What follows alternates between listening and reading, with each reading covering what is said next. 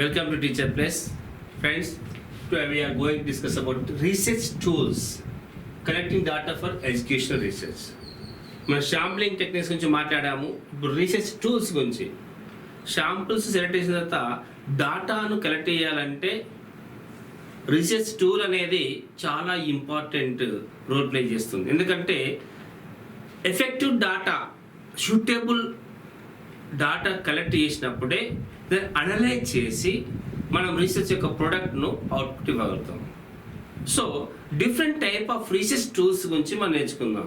జనరల్గా ఫండమెంటల్ రీసెర్చ్లో మనం వాడేటువంటి బేసిక్ రీసెర్చ్లో వాడేటువంటి ఎడ్యుకేషన్ రీసెర్చ్లో 5 రకాల టూల్స్ గురించి మనం నేర్చుకుంటాం. ఏంటి అంటే questionnaires, rating scales, observation techniques, interviews and focus group discussions.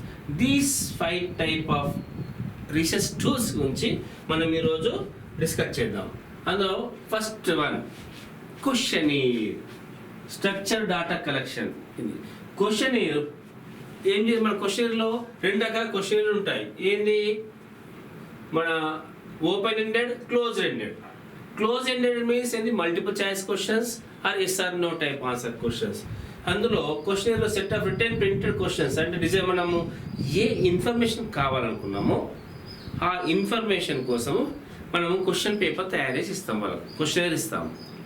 అందులో ఎస్ ఆర్ నో టైప్ కావచ్చు, లేదా మల్టిపుల్ చాయిస్ 3 or 4 ఆప్షన్స్ ఇచ్చేసి అందులో నుంచి ఒక రైట్ ఆన్సర్ పిక్ చేయమంటాం. క్వశ్చన్ ఇస్తాము, ఆన్సర్ ఇస్తాం. అంటే closed ended type of questions అంటాం వీటిని. అవి ఇచ్చేసి వాళ్ళ యొక్క రెస్పాన్సెస్ను రికార్డ్ చేసి మనం డాటాను అనలైజ్ చేస్తాం. ఇది ఒక టైప్ క్వశ్చన్. రెండవది ఏంటంటే దీంట్లో ఓపెన్ ఎండెడ్. మనం క్వశ్చన్ ఇచ్చి వాళ్ళ యొక్క ఒపీనియన్ డిస్క్రిప్టివ్గా అడుగుతాం. ఓపెన్ ఎండెడ్ అంటే ఓపెన్ వాళ్ళు ఓన్గా వాళ్ళ యొక్క డాటాను, వాళ్ళ యొక్క ఒపీనియన్ను వాళ్ళు ఇవ్వడం డిస్క్రిప్టివ్ టైప్లో ఇస్తారు. దీన్ని ఏమంటాం? మనం ఓపెన్ ఎండెడ్ క్వశ్చనీర్ అంటాం. దీస్ టైప్ ఆఫ్ క్వశ్చనీర్స్ తోటి మనము డాటా కలెక్ట్ చేస్తాం. కలెక్ట్ చేసేసి దాన్ని అనలైజ్ చేస్తాము. అనలైజ్ చేసి మన యొక్క రీసెర్చ్ యొక్క ఫలితాన్ని ఇస్తాము. సో రిక్వైర్డ్ డాటా కలెక్షన్ కోసము ఒక ఎఫెక్టివ్ క్వశ్చన్ తయారు చేయడం అనేది ఒక రీసెర్చ్ యొక్క ఎఫిషియన్సీ మీద ఆయన పర్స్పెక్టివ్ యొక్క రీసెర్చ్ యొక్క పర్స్పెక్టివ్ ఉన్న కమాండ్ మీద ఆధారపడి ఉంటుంది. బెస్ట్ టూల్ తయారు చేసినప్పుడు బెస్ట్ ఇన్ఫర్మేషన్ను, ఎఫెక్టివ్ ఇన్ఫర్మేషన్ గ్యాదర్ చేయగలుగుతాం. ఎప్పుడైతే సరైన ఇన్ఫర్మేషన్ డాటా మనకు వచ్చిందో దాన్ని అనలైజ్ చేయడం చాలా ఈజీ. రీసెర్చ్ యొక్క ఫలితాలను ఇవ్వడం కూడా సులభం అవుతుంది. సో మెయిన్ ఇక్కడ రీసెర్చ్లో షాంప్లింగ్ ఎంచుకోవడం ఎంతో ముఖ్యమో, దాని నుంచి డాటా కలెక్ట్ చేసే టూల్ను కూడా సరైన టూల్ ఎంచుకోవడం కూడా అంతే ఇంపార్టెంట్. క్వశ్చనీర్లో సరైన క్వశ్చన్స్ కూడా ఫ్రేమ్ చేసుకోవాలి. దీంతో అడ్వాంటేజ్ ఏంటంటే కాస్ట్ ఎఫెక్టివ్, చాలా తక్కువ. ఒకేసారి అందరితో మనం డాటా కలెక్ట్ చేయొచ్చు. కాబట్టి చాలా పెద్ద ఎత్తున మనం గూగుల్ ద్వారా ఆన్లైన్ పంపే డాటాను మొత్తం గూగుల్ ఫాస్ట్ ద్వారానో ఇంకేదో రకంగా ఒక్కసారి పెద్ద మొత్తంలో డాటా కలెక్ట్ చేయడం చాలా ఈజీ. లిమిటేషన్స్, దీంతో కూడా కొంచెం ఇబ్బందులు ఉన్నాయి. ఏంటి డిసడ్వాంటేజెస్ అంటే అందరు రెస్పాండ్ కాకపోవచ్చు, లో రెస్పాన్స్ ఉంటుంది, సరిగ్గా ప్రాపర్గా ఆన్సర్ చేయకపోవచ్చు, అంత ఇంట్రెస్ట్గా చేయకపోవచ్చు, వాళ్ళ యొక్క క్వశ్చన్స్ను డీపర్గా చదివి సరైన రెస్పాన్స్ ఇవ్వకపోవచ్చు.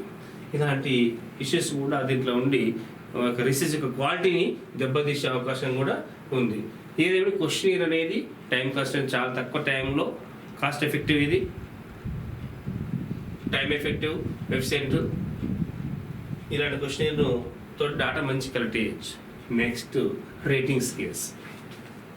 రేటింగ్ స్కేల్స్లో మళ్ళీ డిఫరెంట్ రేటింగ్ స్కేల్స్ ఇస్తాం. Likert rating scale, semantic differential scale, numerical rating scales అని డిఫరెంట్ రేటింగ్ స్కేల్స్ చూస్తాం. లైకర్ట్ స్కేల్ ఏంది? యాక్టివ్ రిలేటెడ్గా మన యొక్క యాక్టివ్ను మెజర్ చేయడానికి జనరల్గా, అంటే జనరల్ ఎడ్యుకేషన్స్లో స్టూడెంట్ యొక్క సాటిస్ఫాక్షన్ కానీ, టీచర్ ఎవాల్యుయేషన్స్ గురించి కానీ, కరికులం ఎఫెక్టివ్స్ గురించి కానీ స్టడీ చేసినప్పుడు ఇలాంటి యొక్క లైకర్ట్ స్కేల్ వాడతాం. దాని జనరల్ స్కేల్ ఏముంటుందంటే strongly agree with that method, moderately agree, moderately disagree, strongly disagree, and different stages లో ఉండి ఆ యొక్క రీసెర్చ్ మెథడ్ పైన ఆ క్వశ్చన్ పైన ఆన్సర్ చెప్పే అవకాశం ఉంటుంది. ఇది లైకర్ట్ స్కేల్ విధానం. అదే సెమాంటిక్ డిఫరెన్షియల్ స్కేల్లో ఏముంటుందంటే బైపోలార్ అడ్జెక్టివ్స్, అంటే రెండు ఎస్ ఆర్ నో టైప్. అంటే ఏమైనా బోరింగ్ ఉంది, క్లాస్ చాలా బోర్గా ఉంది, సూపర్ ఉంది, ఎక్సైటింగ్గా, కోపంగా ఉంది, నేను సంతోషంగా ఉంది, I'm feel happy, satisfied, I'm not satisfied. ఇట్లా డిఫరెంట్ టైప్ ఆఫ్ ఈ క్వశ్చన్ చాలా డిఫికల్ట్గా వచ్చింది, చాలా ఈజీగా వచ్చింది. ఇలా బైపోలార్ అడ్జెక్టివ్ చెప్పేటువంటి ఆన్సర్ ఇచ్చేటువంటి ఏవైతే ఉన్నాయో దాన్ని సెమాంటిక్ డిఫరెన్షియల్ స్కేల్ అంటారు, రైట్. ఇక న్యూమరికల్ రేటింగ్ స్కేల్ ఉంటుంది. ఇందులో ఎలా ఉంటుంది, క్వాంటిటీ అసెస్మెంట్ చేయడానికి 1 2 3 4 5 నెంబర్స్ ఇస్తారు. 1 to 9 స్కేల్ కావచ్చు, 7 పాయింట్ స్కేల్ కావచ్చు, 5 పాయింట్ స్కేల్ కావచ్చు, ఇట్లా ఇస్తారు. వాళ్ళు దాని నుంచి ఆ స్కేల్లో ఆ సర్కిల్ చేస్తారు. 1 అంటే మోర్ ఎఫెక్టివ్, లేకపోతే లెస్ ఎఫెక్టివ్. 5 అంటే మోర్ ఎఫెక్టివ్ అనుకోండి, మోర్ పాజిటివ్ అనుకుంటే ఆ రేటింగ్ ఆ నెంబర్ పైన పర్టికులర్ ఆబ్జెక్టివ్కు ప్రతి ఒక్క దానికి రెస్పాన్స్ ఇచ్చుకుంటూ పోతాడు. సో ఇది one type of numerical rating scale. అంటే డిఫరెంట్ టైప్ ఆఫ్ మనము రీసెర్చ్ టూల్లలో క్వశ్చనర్ అనే ఒక టూల్ చూసుకున్నాము. రెండోది రేటింగ్ స్కేల్. రేటింగ్ స్కేల్లో మళ్ళీ 3 రకాల రేటింగ్ స్కేల్ చూసాం. ఒకటి లైకర్ట్ స్కేల్ అని, సెమాంటిక్ డిఫరెన్షియల్ స్కేల్ అని, న్యూమరికల్ రేటింగ్ స్కేల్ అని. లైకర్ట్ లేనిది strongly agree to strongly disagree వరకు ఉంటుంది. అదే semantic differential scale bipolar, yes or no, happy unhappy, difficult easy, boring exciting, ఇలాంటి 2 పదాలు చెప్పేటి. అదే numerical rating scale 5 point scale, 7 point scale, 9 point scale, 10 point scale అంటుంటుంది. తన యొక్క రెస్పాన్స్ను యాక్టివ్ దాన్ని ఆ పర్టికులర్ పాయింట్ ఆఫ్ డిగ్రీ మీద అతను రెస్పాన్స్ ఇస్తారు. ఇందుకు లిమిటేషన్స్ ఉంటాయి. ఏంటంటే వాళ్ళు సరిగా అర్థం చేసుకోలేక ఆ స్కేల్ను, వాళ్ళ కల్చరల్ డైవర్సిటీ వల్ల కూడా, సూటబుల్ క్వశ్చన్స్ లేక కూడా సరైన ఆన్సర్ ఇవ్వకపోవచ్చు ఎక్స్ట్రీమ్ రేటింగ్స్లో. సో ఇది కూడా ఒక డిసడ్వాంటేజ్ ఉంటుంది, అది చూసుకొని తయారు చేసుకోవాలి. ఓకే, ఇందులో అడ్వాంటేజ్ మనం అనుకున్నాం, జడ్జిమెంట్ ఈజీగా చేయొచ్చు, ఆ డాటాను ఈజీగా క్వాంటిఫై చేయొచ్చు. క్వాంటిఫై చేసేసి ఏంది మనము ఆ యొక్క రెస్పాన్స్ తోటి మనము రీసెర్చ్ను కంప్లీట్గా ఇది చేసుకోవచ్చు, అనలైజ్ చేయొచ్చు. అదే కానీ ఇందులో లిమిటేషన్స్ ఇందాక అనుకున్నాం మనం, ఏంది రెస్పాన్స్ బయాసెస్, సెంట్రల్ టెండెన్సీ కానీ, ఇవన్నీ అక్సిడెన్స్ బయాస్ కానీ ఉండి ratings may not capture the complexity of feelings about educational experiences. సరిగా కల్చర్ డిఫరెన్సెస్ వల్ల సరైనటువంటి రేటింగ్ స్కేల్ ఇవ్వకపోవచ్చు. ఓకే, తర్వాత వచ్చేస్తే third one observation tool. Questionnaire అయిపోయింది, రేటింగ్ స్కేల్, అబ్జర్వేషన్. అబ్జర్వేషన్లో ఈ different types of observation techniques ఉంటాయి. ఏంటి అబ్జర్వేషన్లో రియల్ టైం బిహేవియర్ను, రియల్ టైం వాస్తవ పరిస్థితుల్లో వాళ్ళ ప్రవర్తన అంశాలను అధ్యయనం చేయడానికి ఈ పరిశీలన పద్ధతిని వాడతాం. అబ్జర్వేషన్ అంటే పరిశీలన. ఓకే, ఇందులో స్ట్రక్చర్డ్ అబ్జర్వేషన్ అంటే మనము ఏ అంశాలను పరిశీలించాలనుకున్నామో ఆ అంశాలను మాత్రమే పరిశీలించడం. ఫర్ ఎగ్జాంపుల్, ఒక విద్యార్థి భోజన సమయంలో ఎన్నిసార్లు వాటర్ తీసుకుంటున్నాడు, అతను మిగతా కార్యక్రమాలు ఏం చూడము, ఎన్నిసార్లు వాటర్ గ్లాస్ ఎత్తాడో చూస్తాడు, అంతే. అట్లా కొన్ని మనం ఏ అంశాన్ని పరిశీలించాలనుకున్నామో ఆ అంశాలు మాత్రమే పరిశీలిస్తే అది స్ట్రక్చర్డ్ అబ్జర్వేషన్. దానికి మనం పాయింట్ నోట్ చేసుకొని రూల్ చేసుకుంటాం. 2 అన్స్ట్రక్చర్డ్ అబ్జర్వేషన్. అతని యొక్క బిహేవియర్ ఎలాంటి మన ముందు ప్రీ ప్లానింగ్ ఉండదు, ప్రతి ఒక్క దాన్ని రికార్డ్ చేస్తాం. ప్రతి ఒక్క అంశాన్ని క్లాస్ రూమ్ బిహేవియర్లో చూస్తున్నప్పుడు పిల్లల యొక్క బిహేవియర్ ప్రతి ఒక్కరు ఏం చేస్తున్నాడో 1 అవర్లో మొత్తం నోట్ చేస్తుంటాం. ప్రీ డిఫైన్డ్ క్రైటీరియా అంటూ ఏమి ఉండదు దానికి. ఓకే, సో అది అన్స్ట్రక్చర్డ్ అబ్జర్వేషన్. పార్టిసిపేట్ అబ్జర్వేషన్ అంటే రీసెర్చర్ ఏమవుతుంది, అలా భాగస్వామ్య పరిశీలన పద్ధతి. దీంట్లో సపోజ్ ఆటలు ఆడుతున్నాడు, పిల్లల యొక్క ఎమోషన్స్ ఎలా ఉన్నాయో తెలుసుకోవాలనుకుంటాడు. అనుకున్నప్పుడు ఈ రీసెర్చర్ కూడా ఆ పిల్లలతోటి కలిసి ఆటలు ఆడుతుంటాడు. ఆ గోల్ కొట్టినప్పుడు, గెలిచినప్పుడు, ఓడినప్పుడు ఎమోషన్స్ ఎలా రిఫ్లెక్ట్ చేస్తూ రెస్పాండ్ అవుతున్నాడు, ఎలా రిఫ్లెక్ట్ చేస్తున్నాయి అంతని అని అన్ని చూడడానికి అతనితో పాటు పార్టిసిపేట్ చేస్తుంటాడు. ఆహారపు అలవాటు చూసుకుని భోజనం చేసేటప్పుడు అతనికి అలవాటు పద్ధతిని చూసినప్పుడు అతను కలిసి భోజనం చేస్తుంటాడు. అలా పార్టిసిపేట్ అబ్జర్వేషన్ ద్వారా అతడు వాళ్ళ డాటాను రికార్డ్ చేయడం. నాన్ పార్టిసిపేటివ్ అంటే రీసెర్చ్ అని పార్టిసిపేట్ చేయకుండా పిల్లలు గ్రౌండ్లో ఆడుతుంటే బయట నుండి చూడడం, వాళ్ళతో కలిసిపోకుండా వాళ్ళ దగ్గరగా ఉండి పరిశీలించేటువంటి పద్ధతిని ఇది నాన్ పార్టిసిపేటివ్ అబ్జర్వేషన్. ఇది చాలా డైరెక్ట్గా రియల్ టైంలో వాళ్ళ బిహేవియర్ చూడడం వల్ల మంచి ఫలితాన్ని ఇస్తుంది. కానీ ఇక్కడ సబ్జెక్టివిటీ ఉంటుంది, ఓన్ బయాస్, వానికంటే సొంత ఆలోచన ఆధారంగా మన ఓన్ పర్స్పెక్టివ్లో పరిశీలించి ఆ జడ్జిమెంటల్గా అలాంటి వాటిని రికార్డ్ చేసిన కొన్ని వాళ్ళ బిహేవియర్స్ టిపికల్ బిహేవియర్స్ ఉంటాయి. అంటే ఇక్కడ వాళ్ళు అబ్జర్వ్ చేస్తున్నారు అనుకున్నప్పుడు కానీ రేపు మనం పరిశీలించే సమయంలో అతని డిఫరెంట్ యొక్క సిచ్యువేషన్స్ వల్ల సరైనటువంటి ఫలితాలు మనం పొందలేకపోవచ్చు. ఇలాంటి లిమిటేషన్స్ కూడా దీంట్లో ఉంటాయి. అబ్జర్వేషన్.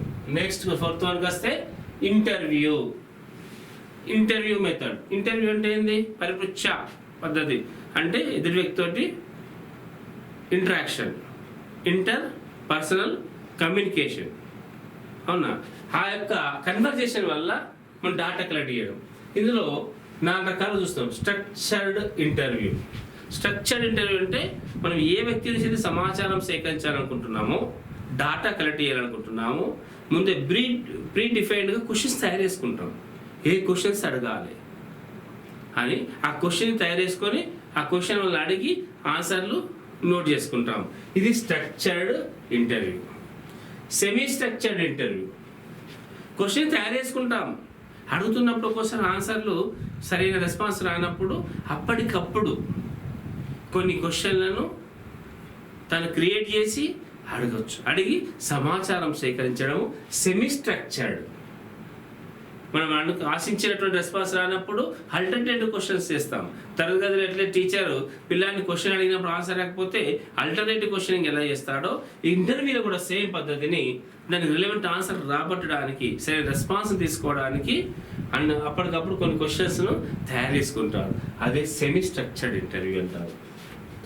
అన్స్ట్రక్చర్డ్ ఇంటర్వ్యూ, దానికి ఎలాంటి ప్రీ ప్లానింగ్ ఉండదు, ప్రీ డిఫైన్డ్ స్ట్రక్చర్ అంటే ఏముండదు.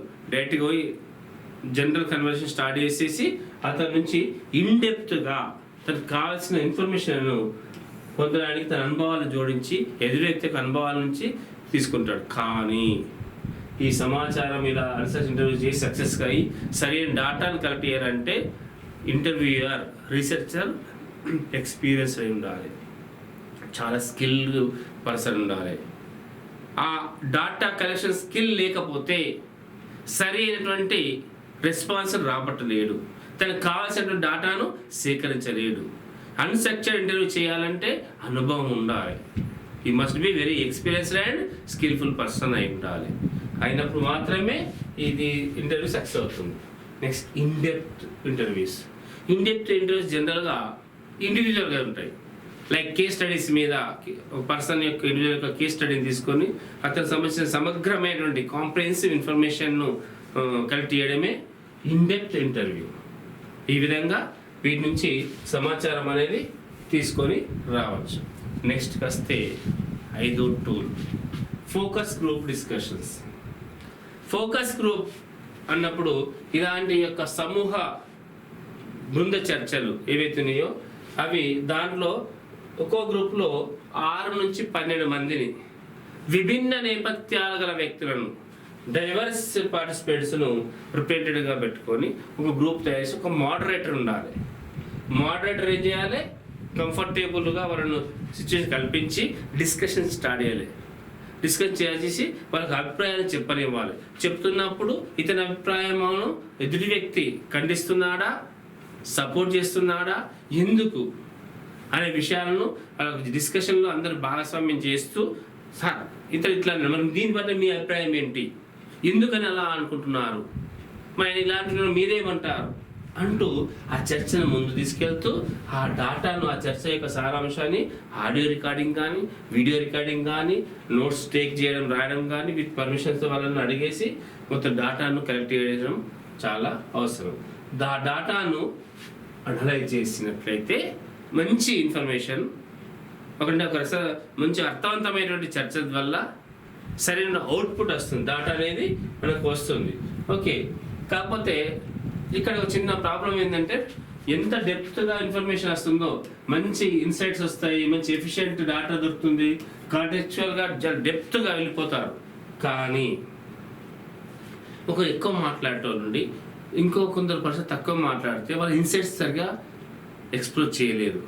ఈ డామినెంట్ పర్సనాలిటీ యొక్క ఇన్సైట్సే అక్కడ ఎక్కువ డిస్కషన్లకు వచ్చి ఈ తక్కువ మాట్లాడే పర్సన్ యొక్క ఇన్సైట్స్ రాకపోవచ్చు ఒక్కోసారి. సో దాన్ని మోడరేటర్ చూసుకొని అందరికి ఈక్వీ ఆపర్చునిటీస్ వచ్చేలాగా చూసుకున్నట్లయితే మంచి ఇన్ఫర్మేషన్ మనము గ్యాదర్ చేసే అవకాశం ఉంటుంది.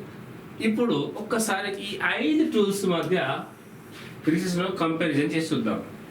ఏంది ఈ టూల్స్? ఒకటి questionnaire, rating scale, observation, interview, focus group.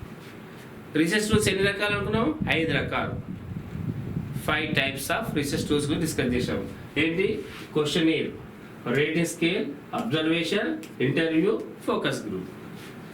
ఇది క్వశ్చనీర్ ఎలాంటి డేటాను కలెక్ట్ చేస్తుంది? ప్రైమర్లీ క్వాంటిటేటివ్,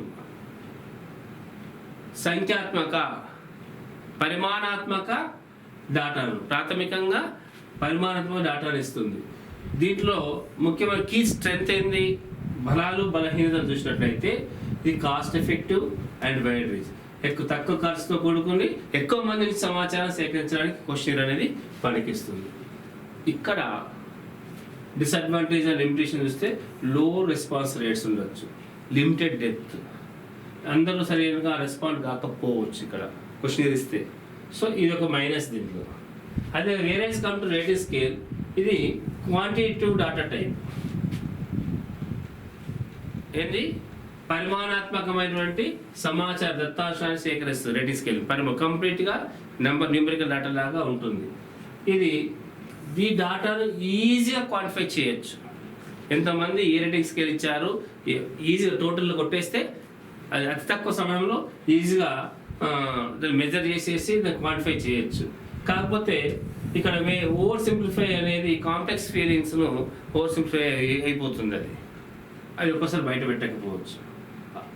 నెక్స్ట్ అబ్జర్వేషన్, ఇది ప్రైమరీ క్వాలిటేటివ్, ఇది ప్రాథమికంగా గుణాత్మక సమాచారం దత్తాంశాన్ని ఇస్తుంది. ఇవి రెండేంటి? క్వాంటిటేటివ్ ఇస్తుంది. క్వశ్చన్ అనేది primary quantitative, rating scale quantitative. అది అబ్జర్వేషన్ ప్రైమరీ క్వాలిటేటివ్, ఇంటర్వ్యూ కూడా primary qualitative, focus group qualitative. అంటే ఇక్కడ చూడండి, ఈ మొదటి 2 సంఖ్యాత్మక పరిమాణాత్మక దత్తాంశాన్ని ఇస్తే తర్వాత 3 అబ్జర్వేషన్, ఇంటర్వ్యూ, ఫోకస్ గ్రూప్ అనేది గుణాత్మక దత్తాంశాన్ని అందిస్తాయి. ఓకే, వీటిని చూస్తే అబ్జర్వేషన్ ఏంటంటే రియల్ టైం బిహేవియర్ను క్యాప్చర్ చేస్తుంది. అదే ఇంటర్వ్యూ ఇన్డెప్త్ డాటాను చేస్తుంది, ర్యాపోని బిల్డ్ చేస్తుంది ఇద్దరు పర్సన్స్ మధ్యలో. అండ్ అదే focus group interactive data, divorce perspective ఉంటుంది, అంటే వివిధ వ్యక్తుల యొక్క వివిధ దృక్పథాలు వేరువేరుగా ఉన్నటువంటి ఉంటున్నాయి. సో వీటిలో చూసినట్లయితే లిమిటేషన్ చూస్తే అబ్జర్వేషన్లో టైం బాగా తీసుకుంటుంది. మనకు కావాల్సినటువంటి ప్రవర్తన వచ్చేంత వరకు ఎదురు చూడాలి. అందులో వాళ్ళ పొటెన్షియల్ బయాస్ ఉంటుంది, వ్యక్తి యొక్క అభిప్రాయాలు చాలా ఇన్ఫ్లుయెన్స్ చేస్తుంటాయి రికార్డులో. అది ఇంటర్వ్యూలో ఇంటర్వ్యూయర్ బయాస్, ఇంటర్వ్యూ చేసేవాని యొక్క ఉద్దేశాలు, ఆలోచనలు కూడా బట్టి కూడా క్వశ్చన్లు మారిపోయి రెస్పాన్స్ రికార్డ్ చేయడంలో తప్పులు దొరికే అవకాశం ఉంటుంది. అదే ఫోకస్ గ్రూప్ మైనస్ ఏంటంటే group dynamics May skew the results. Group dynamics అందులో ఉన్నటువంటి వ్యక్తుల యొక్క డైనమిజం కావచ్చు, లేకపోతే లో ఇది కావచ్చు, అది వీళ్ళను సింపుల్గా డిస్టర్బ్ చేస్తుండొచ్చు. This is what about research tools in educational research. ఓకేనా? Thank you.